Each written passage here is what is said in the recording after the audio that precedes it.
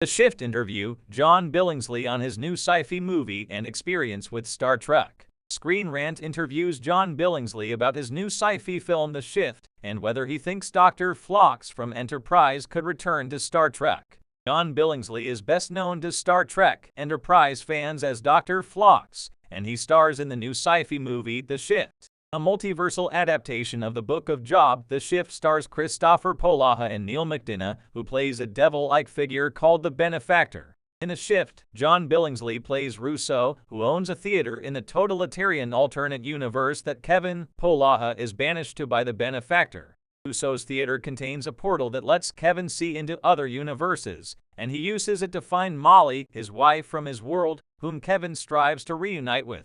Screen Rant had the pleasure to chat in depth with John Billingsley about The Shift, how fan perception of Star Trek Enterprise has changed, if Dr. Phlox can return to Star Trek on Paramount Plus, and the two charitable causes Billingsley is part of, the Hollywood Food Coalition and the Pancreatic Cancer Action Network.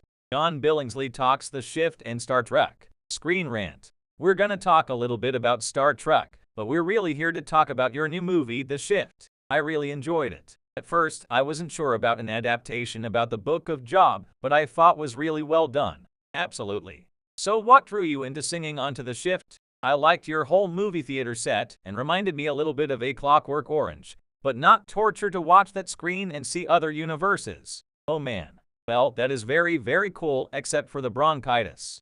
Were you given any backstory about your character, Rousseau, who he might be in other universes, or did you make it up yourself? Well, that happens a lot to movie heroes.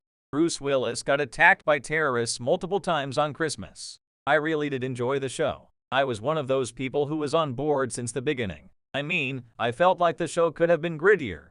I did feel like they leaned very, very heavily into the old, comforting formula and tried to make it very close to TNG as possible. And it really hurt the original premise, which is that this was a rugged frontier ship, and you were out there all alone.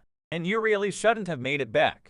As you said, for a lot of years, Enterprise was known as the show that killed the franchise. But now people have come around to it. A lot of fans in the last few years are now on board with Enterprise. You are now fondly remembered legacy characters.